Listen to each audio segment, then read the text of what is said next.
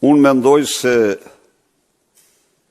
çështjen Balluku Rama me raport me Spakun e ka mbyll përfundimisht.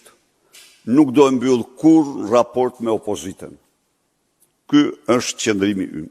Ky është ajo çka ne mendojmë. Ai në raport me Spakun e ka mbyllur përfundimisht, raport me opozitën nuk do ta mbyll kurrë. Ajo është një çështje që s'mbyllet kurrë. Tani ju jeni dëshmitar që Akshi është jetimi pa shpresë. Edi Rama në konflikt flagrant interesi ka marrë përsipër avokatin publike të hapur ndaj Akshit. Ju, më falni, mos harroni përgjërimet e tij për mirëlindën e gjorë